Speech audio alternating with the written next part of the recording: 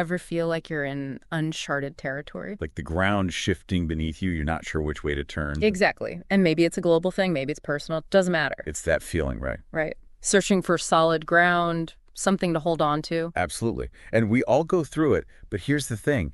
It's not a new human experience, not by a long shot. That's where this deep dive comes in. We're going way back. Exodus, chapters 12 and 13. Ancient wisdom for modern dilemmas. I like it. It's not just history, it's a roadmap.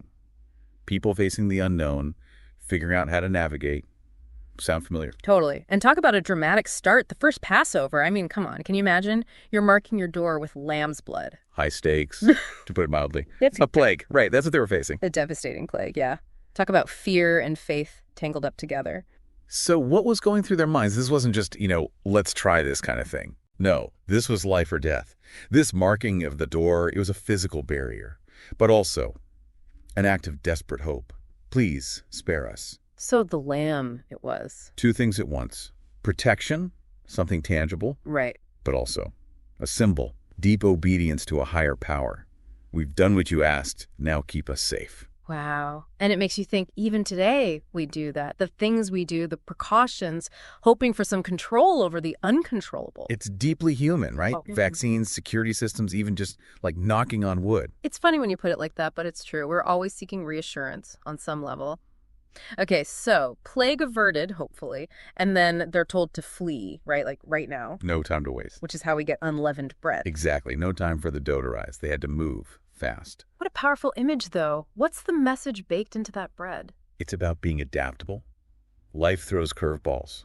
Are you ready to move when you need to? Let go of the familiar. What's essential? What can you leave behind? It's a powerful question, even now. It really is. Okay, so they're on the move. They're traveling light, physically and maybe mentally, too. What comes next? Well, then we get to chapter 13, and it takes another turn. Dedicating the firstborn. Now, that one always gets me. In a world that's all about what's next, what's new, Yeah. it feels so countercultural. But think about it. This act of remembrance, of gratitude. It's profound. In that context, it was recognizing how fragile life is.